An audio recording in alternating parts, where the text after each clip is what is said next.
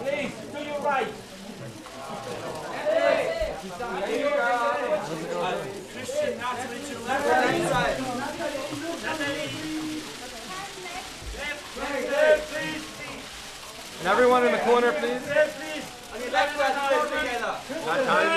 All together to the right, please. They should start over at the left. Ready, second row, one small, right here. Right here. One small. To your right, please. And everyone in the corner. Natalie. Natalie in the corner. Natalie, to your right, down to your right, please. Straight ahead, please. Christian, single, please. This way, please, to the corner. Stop on the left side. Time run. 1 5 second row, guys, right there. All the way to the right. Natalie in the corner, please. Natalie in the corner. Natalie to the right. More to the right, please. Ich kann nur eins sagen, die haben ja nicht einmal in diese Ecke geguckt. Natalie in the corner. Natalie, please, again to the right.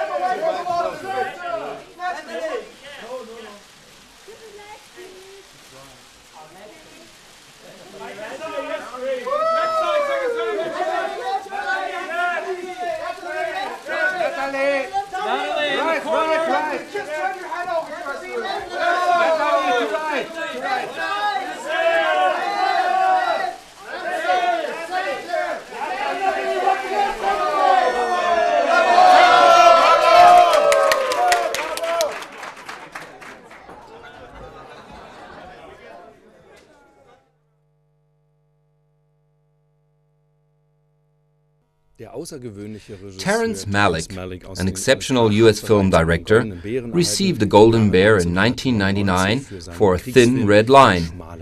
He has returned to Berlin with his most recent film, Night of Cups. Malick usually keeps a distance to the Hollywood system, but in this case the story is centered around Hollywood.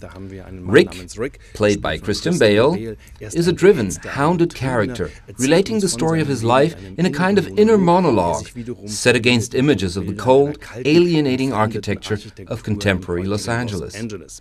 Two fascinating women appear on the scene, played by Cate Blanchett and Natalie Portman. Do they symbolize different principles in life?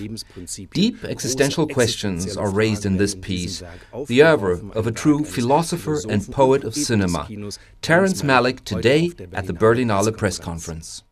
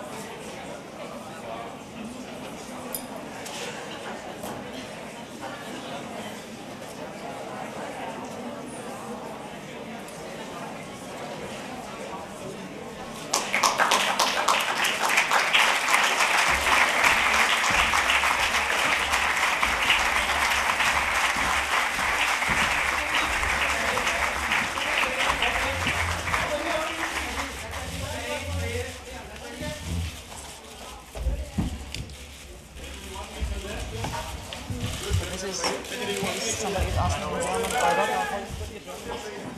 This is in English. Okay, that's fine. Yes, but everybody will speak English, but in case there's another language, this is always in English. No, only when you pass it to another. No problem.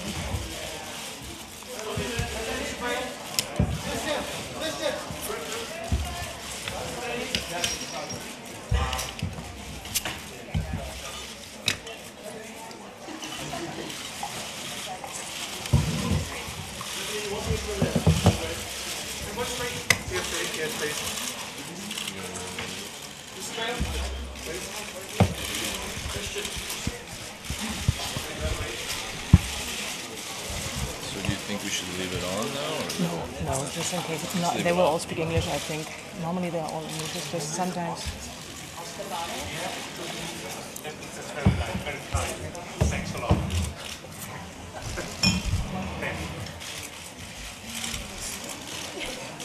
Okay, I hope all the photos are taken now. Would you please sit down so we can start? Blue is sparkly.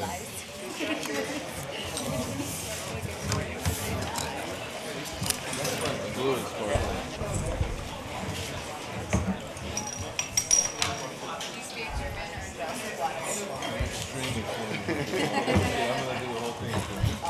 Would you please sit down? Thank you.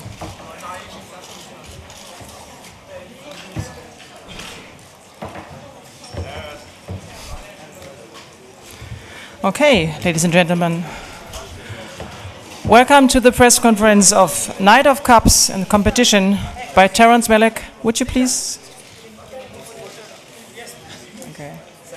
So all the bottles are moved.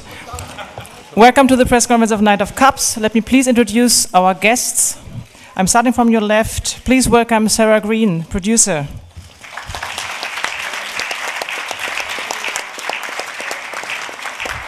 And it's great to have him back, the wonderful Christian Bale.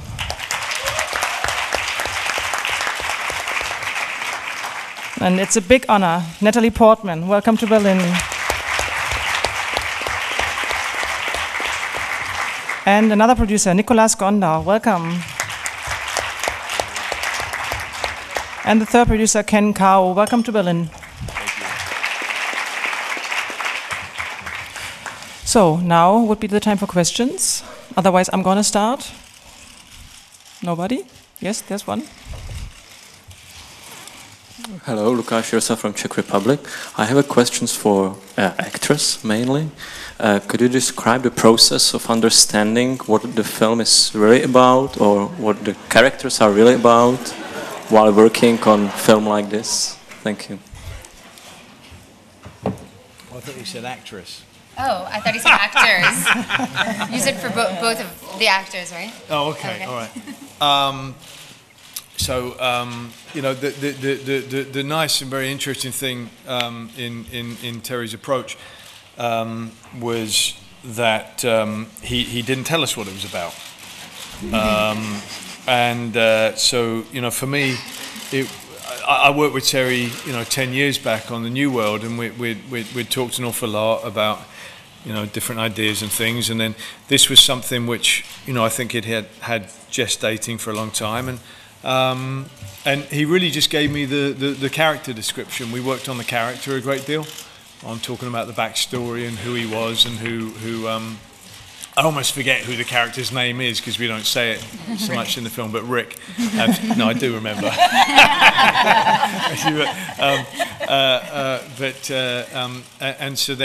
And then he would you know, he liked to call it torpedoing us with different actors and non-actors throughout production, and just get a very real response, you know, based on knowledge of the character. But certainly, you know, as you can see, it's about somebody whose dreams and desires have been fulfilled, but who feels a great void within himself. He's somebody who's seeing the peak of the mountain and has all the acclaim and all of the invitations to all the right places and knows the right people and all of that, and there's a great deal of laughter, but there's a great deal of sorrow as well with it, and that he finds a real emptiness inside of him, and so he finds himself on a journey, searching for something that he knows not exactly what it's for, and that was it, and so, you know, with each and every scene, I never knew what I was going to be doing each and every day. But he would just kind of push me out, and it was a notion of let's see what happens. And with Terry, there's a great deal of comfort in doing that. You know, he's a lovely man, our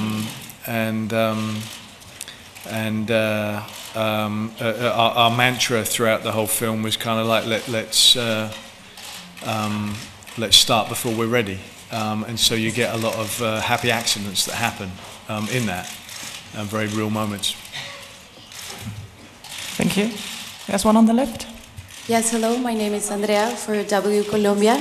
My question is for Natalie and Christian. Terence Malick has a very particular and poetic way of doing films. what drove you into this project, and what is it that you admire from his work? Thank you. Well, I've been a fan of Terry's for my whole life. I love his films. I think Days of Heaven is probably my favorite film ever, and of course, Tree of Life, New World, Badlands. Just he makes really incredible, I think, impactful films, both visually and emotionally for all of us lucky enough to be in the audience. So I was I felt very lucky to be part of his work, and it was one of the rare experiences where the person exceeds your expectations. You know, I admired him as an artist, and then to get to know him as a human being was even better. I admired him even more. I like Terry's company a great deal, and he's a very unique storyteller. You know, who's on his own. He's on his own journey, you know, much as the character is. Okay, there's one on the right. No? Okay, so there's one here. Who has the microphone? I can't. Okay. So, it is sorry. It's a question from Hungary to Natalie Portman, Christian Bale. I don't know what is going on during post-production when you are doing voiceovers for the film, or when you do the voiceovers to Night of Cups. So I would like to ask you how this process is going on. How did this process going on when you were doing these jobs during post-production? Thank you. How the process of voiceover, you mean? Yeah. All right. We just do it whenever we can, you know. We'd sit in vans and do it. We'd do it on the side of the street. We'd do it afterwards in different studios, you know. With Terry, there's no sort of regular conventional approach to doing it, so we just did it wherever we could. I mean, sometimes I would just drive in my pickup and sit in the back of my pickup, and they'd record me sitting there, so whatever worked. Yeah, it was. I think I actually maybe did more days of voiceover than shooting on I the did, movie. I did, definitely, yeah. It was great because it was fun to get to sort of play with different things and different ways of trying a sort of interior voice that he was looking for. And I mean, it's really unique also the way he blends so many voices. It's not, you know, it doesn't have to be from one point of view. It's sort of this like communal consciousness that coincides in the movie that, yeah, it was fun to play with. Thank you. There are 3 questions on the left, yeah. Thank you. Florencia Angeles for W-Ray in Colombia. For Natalie Portman, how is this experience in this Berlinale? Because as you play in this movie, but you are a productress too in the movie of Seven Fire. Thank you. Yeah, it was really exciting to get to present The Seventh Fire yesterday, which is a documentary I was lucky enough to be involved in producing that's about gangs in Native American communities in Minnesota. And it was wonderful to get to present it to the audience last night, who had a really interesting conversation after, and was very, very exciting to be here in 2 capacities. Thank you. The next one on the left.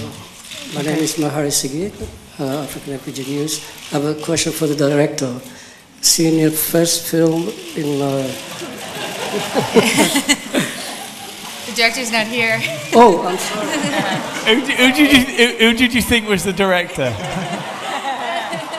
Nick? We need glasses. Secret's out. I knew he was not here. No. The question was for you, Nick, Christopher. just pretend you're the director. Mr. Bale, the question was for you. That was a joke. This is not an easy film because things are happening in Hollywood. That people lose their lives because they don't find somebody to talk with, or so. How did you feel to make this film? Because I think it can be good for a lot of people to learn that they can talk, they can find their souls, you know, not only drugs and So how do you feel making this film? Who's that to? Who is it for? Was it for Christian or was it for the producers? Not for Christian. For Christian. Me? Yeah. The actor. I wasn't totally listening to the question because I thought it was directed at somebody else. I know you have this problem because you're not in Facebook. I know it. Right. Oh, okay. I'm going to sort of wing it because I'm not dead sure what the question was. So in this film, right, you're playing a part where it is about somebody who needs help. Who needs help? Yeah. Right. To talk about his problems. So I think it's somebody who didn't realize he needed help. You know, he's somebody whose dreams and desires have actually come to fruition. You know, he's somebody who has succeeded at exactly what he planned on doing, and who has all the acclaim, and he has all of the sort of you know, invites to the right parties and the access and the contacts to the right people and everything that people often think of as being considered to be successful. And he finds that in seeing the sort of top of the mountain and being very close to that, it's just going to be a continual repetition rather than a genuine, you know, soulful feeling of satisfaction and wholeness. And so, you know, you get this man who starts on a journey for something. We don't know what it is, but it's for something else. It's for something that I think he's looking forward to, and he's looking backwards to as well, because I think it's something that he probably feels like as a child he knew, but that he's lost as a man, and then looking forward as a search for he knows not what, you know. And we finish the film with him, you know, driving down a road, and we don't know. You know, is he going to go back to making the same mistakes? Is he going to make the right choices? Is he going to make the wrong choices? We have no idea. But the point is, it's to fill a void that he believed would have been filled by his success, but which was not, you know. And I also think that, you know, whilst Los Angeles, you know, is a great sort of goldfish bowl and a vivid and very colourful backdrop for this kind of a story, and something which probably all of us have experienced to some degree in his world, that it's something that relates to everybody, you know, globally, in terms of looking for something that finds a satisfaction in the soul and that gives you a genuine sense of fulfillment and usefulness in the world, and that's what he's looking for. Thank you. There's one on the left. Ja, hallo. Hallo? Ja. Ich stelle die Frage mal auf Deutsch. Ich komme aus Spanien. In general, though, I come from Spain, as a matter of fact, and I have a question for the producer. I'd like to ask how it was to work with Mr. Malek, and it's very bold and daring to produce a film like this, to make a film like this. That's the case for all of his films, actually, and getting such wonderful actors on board is also quite an achievement. Thank you. Thank you. Yes, we've been working with Terry for well over a decade now, maybe 15 years, Nick and I, and Ken is an extraordinary partner in this. What we've learned is to work with Terry is to be light on one's feet. All the planning and organization that one might normally do is doesn't actually serve this style. This style is more like, we look like a student film. There's, you know, a couple of vans and people running around and just hitting the moment so that we are very much in the moment, as Christian was saying earlier, to capture what might happen.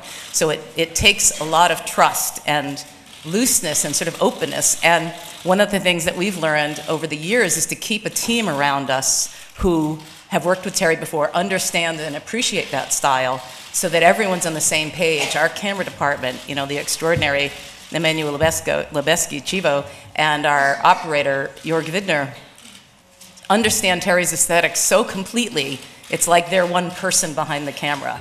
And all three of them operate, and I would defy anyone to tell you which shots have been operated by any one of them, because they're very much of the same mind. And that's really what it is support of a vision that's so strong and yet so loose. It's a really interesting combination. You have to there's a lot of trust involved.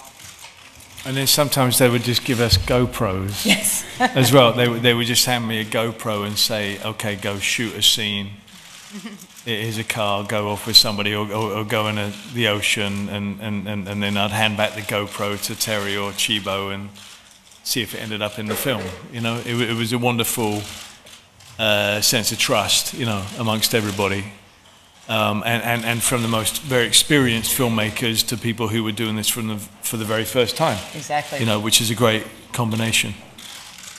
Right. Thank you. There's one on the right. Hello, my question is for Natalie Portman. Now you are also a director, and you have worked with many great directors. I want to know what have you learned from working with someone like Terrence Malick. Thank you very much. I felt very, very lucky to have worked with Terry right before directing for the first time, because I think he reminded me that the rules of filmmaking are not necessary, you know, that the way we do things, the rituals that we have aren't necessary, and that you can kind of find your own way, and to allow the mistakes, to welcome the problems, like what you normally consider a problem, Terry would look at as an opportunity. You know, it starts raining, you shoot in the rain. You don't change the schedule to shoot something different, which you would normally do in a film. And I think that kind of embracing the unknown and embracing chance and anything that can happen was really, and also just searching for the discoveries every day. Like, there's no sense of that you have like a script that you're just executing while you're making the movie. It's like every day is a search for something beautiful, which is a great way to go into even a more conventional shoot.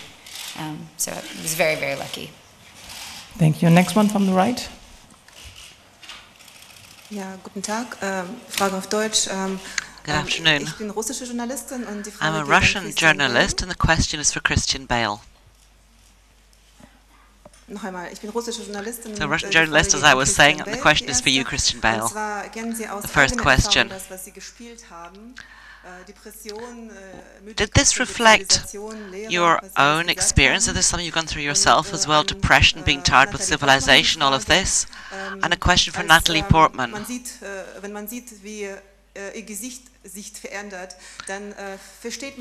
we see your face changing as you're acting, you can really sense the pain that you feel. Have you had personal experiences which helped you to act so very dramatically well? Oh, thank you. Well, I mean, I'd ask the same question back. You know, I mean, if you know, does this conjure up memories of, you know, depression with civilization with you? Does it? Yeah. So, you know, it's kind of a universal thing, isn't it? You know, I mean, you know, the Los Angeles is the setting for this, but I think it's a very universal story, you know. And you can ask Terry, because he's standing right back there.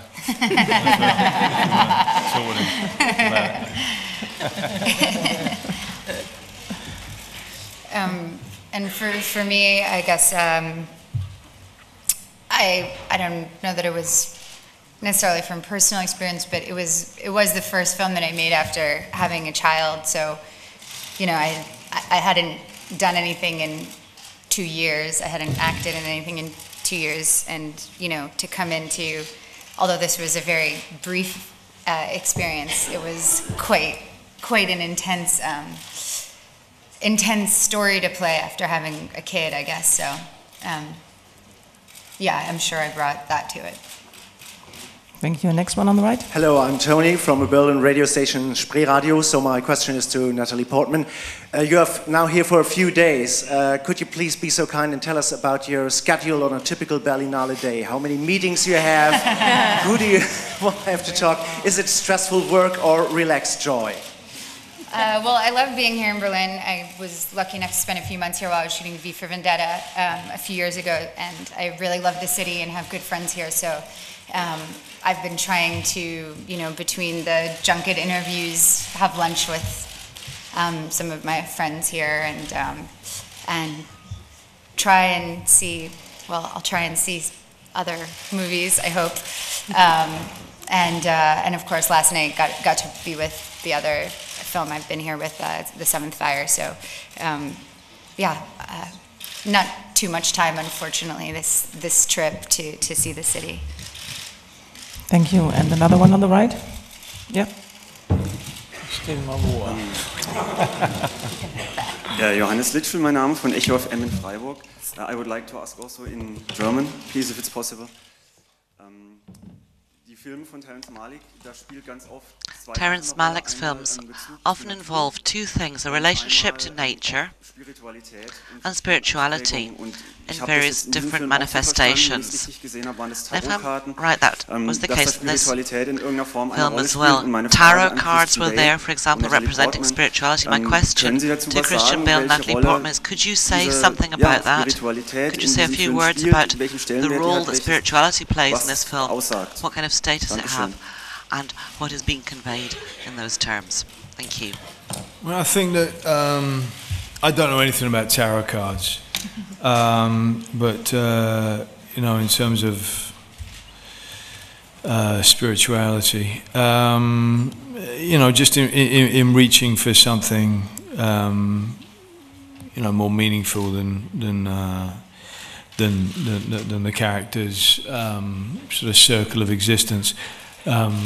Yeah, is obviously clear, and in his efforts to find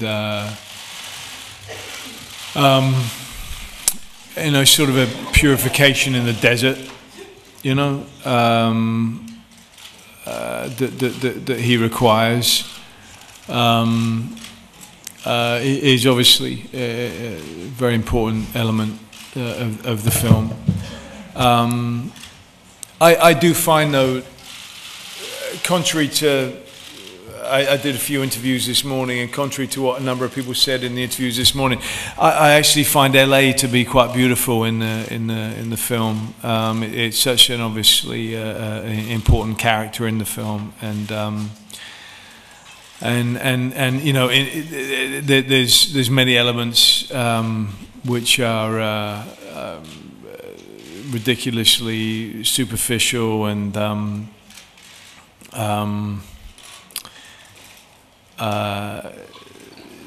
decaying and ugly, but in that you get great beauty as well, and an awful lot of substance. And I don't know if everyone agrees with this, but I found it to be quite an ode to Los Angeles and cities, you know, in general, in the amount that you can discover within them.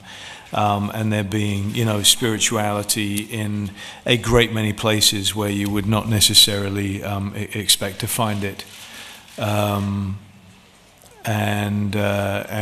certainly within each individual, as it is within Rick. I don't feel like he needs to search outside of himself to find that. It's all within himself that he discovers this new search and this new journey that he is embarking upon, and he has to go and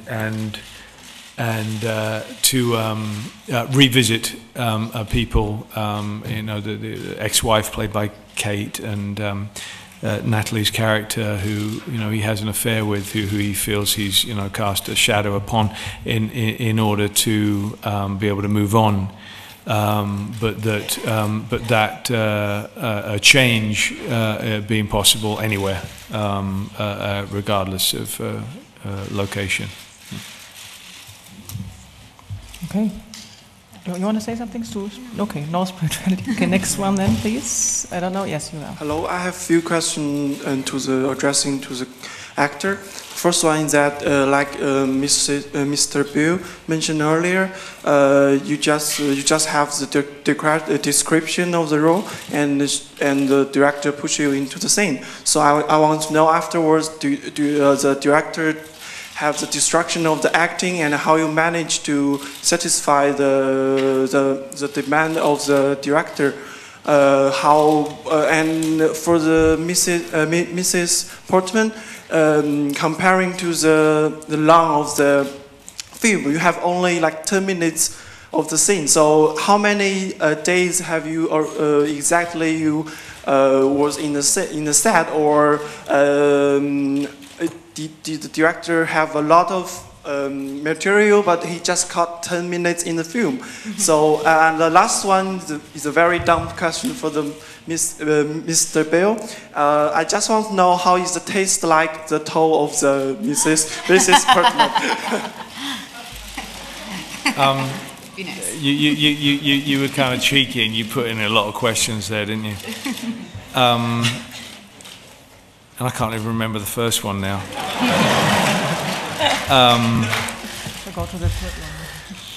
But there weren't any demands from Terry because he just he enjoyed discovering what would happen. You know, we always would say, you know, start before we're ready, and then see what happens. And so, you know, if it had been a script with a character who doesn't say very much but who responds silently to many people, I would have felt that to be very challenging. But because it was very organic and Terry wasn't asking that of me, but it was something that came, and yes, he has an awful lot of footage that isn't used.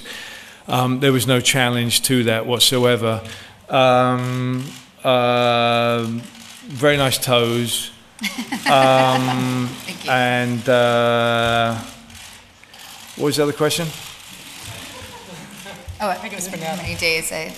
I shot, I think 4 days, maybe 5 days. So I think most. For the whole shoot? Yeah. Really? Oh. Yeah, I was right. The nice thing was that I started with everyone, so I was like the first 5 days or 4 days, so it was nice to, I wasn't coming into like a company that had already been together for a long time and was the outsider. I was starting with everyone. Okay, so next question. Who is that? Hello. Please, only one question per person, yeah? You got it. Miranda Siegel, I'm from Vulture in New York. This is a question for Christian and for Natalie. In the film, we see a lot of nudity. We see a lot of women getting chased around, and oftentimes the women are either sort of seductresses or they're saviors, and I just wanted to know what you guys thought of the portrayal of women in the film, what function that serves. I felt as though women were clearly Rick's primary source of life after his family and writing, and that's why he revisits in memory so many in considering how important they were and whether he was a good man, whether he was a bad man in dealing with them. I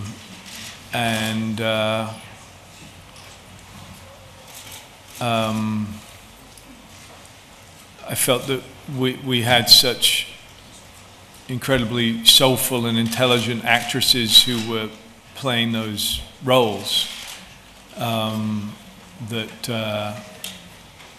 it was clear that these were the most important people in his life.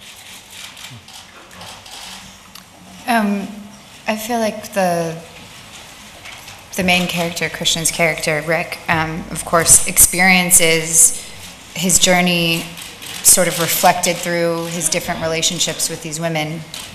And of course, part of that is reflecting the great diversity of the types of people, male and female, you find in Los Angeles, I think. So everything from the superficiality that you might find at a Hollywood party in the way women might be treated there, as opposed to, Cate Blanchett's character, who has great soul and generosity and humanity, and you see that, through obviously suggested gesture more than anything overt, but that the city can encompass both those extremes, and he's trying to find his path in a world peopled by those extremes, both male and female. And I think that's really what the journey is in the film. Thank you. Next one from the right. Over here, guys, to your right, in the back. Yeah, Tom Westerholt, German Public Radio, over here. A question to Christian, Natalie again. This year's jury president was involved in both of you guys winning an Oscar so far. He produced The Fighter for you, Christian, and he directed, of course, Black Swan. So with what arguments would you go to him and convince him of giving the golden or one of the silver bears to this movie? I think Natalie's probably got a better argument, because when Darren first called me about The Fighter, he said, can we meet up? And we met up, and within 5 minutes he said, I'm not going to direct it. So I was like, well, what are we meeting for? And so told me basically he didn't want anything to do with it. So, you know, I think I don't really stand much of a chance of having any kind of leverage with him. Really. I would never tamper with the, I'm sure, very, very unbiased choices of the jury. So I will have a drink with him and not talk about the movie, I think. Thank you. There's another one on the right. Here at the back, David Martels from Spain. My question is for Christian Bale. You said in your first answer your character feels somehow a void despite having succeeded in his professional life. My question is, do you think a very well-known actor like you, for example, or like Rick, can fill that void in Los Angeles, and have you felt that void?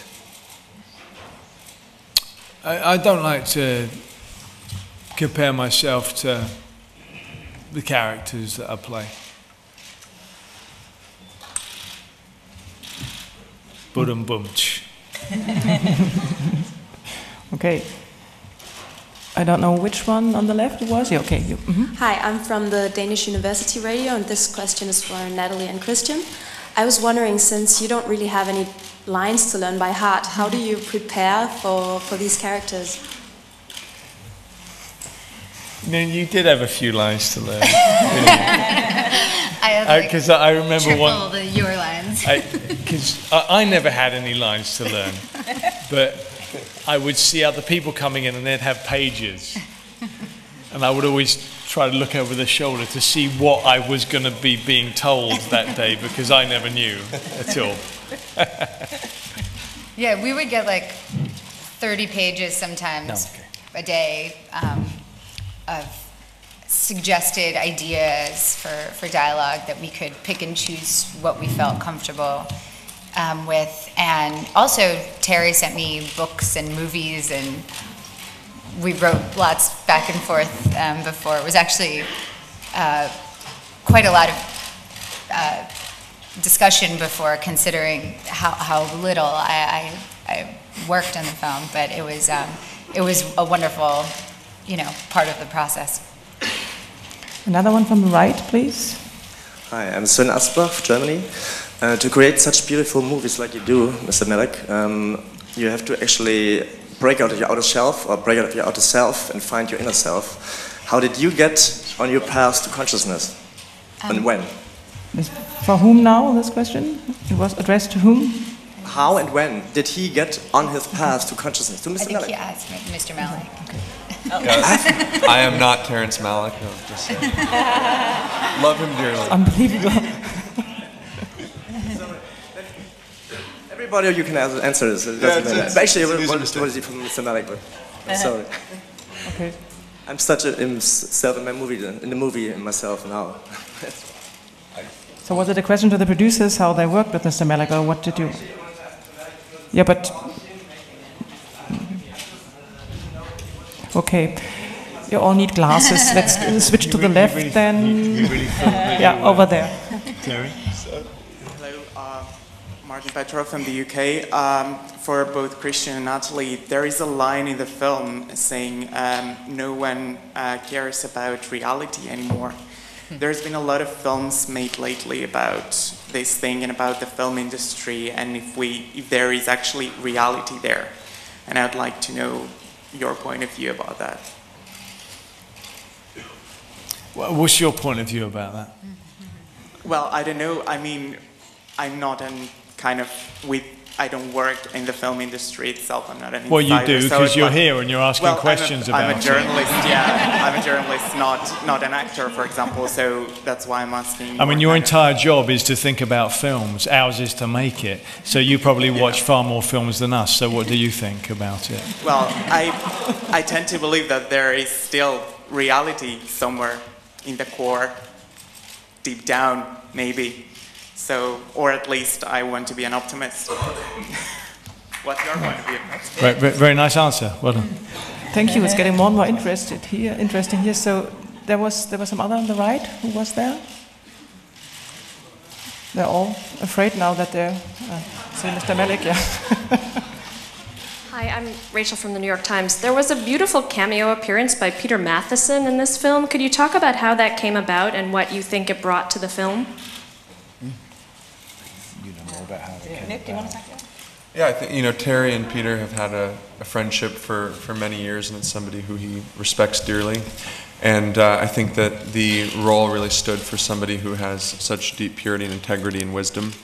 And to Terry, that's Peter has exemplified that for as long as they've known each other. So I think it was a great opportunity for them to be able to capture that and really infuse into the film that real sense of integrity and wisdom and purity that role really called for, and that Peter just exuded so naturally. I have another question to you, Ken. Maybe you can say something about this great symphonical score that was used in the film, because I again found, like in other Malik movies, that the music is also a kind of language in this kind of in the storytelling. Maybe you can say something about that. Well, I think we should give credit to that to Hanan, right? Yeah, I mean, he's an incredible composer, and he really, I think, brings the entire experience together. It really has it kind of embodies this meditative experience that Terry's really trying to convey to everybody. Okay, there's another one. This is Medieta from Television of Kosovo. Another question for Christian and Natalie. I'm curious to know, how do you choose the roles? Do you use the instinct, and do you prefer rehearsaling process, or do you prefer to watch the dailies during the shooting? Thanks.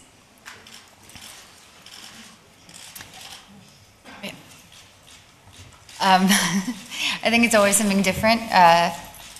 Sometimes like this, it's about working with someone you admire, like Terrence, and sometimes it's the role, sometimes it seems like it'll be fun at that moment.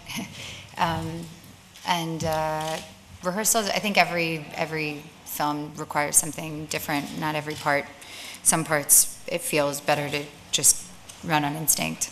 Some things you need to rehearse a lot. Okay, so I know that you all want to know more, but it's a time thing, so thank you very much for your questions, and thank you very much for this beautiful movie. Thank you for being here.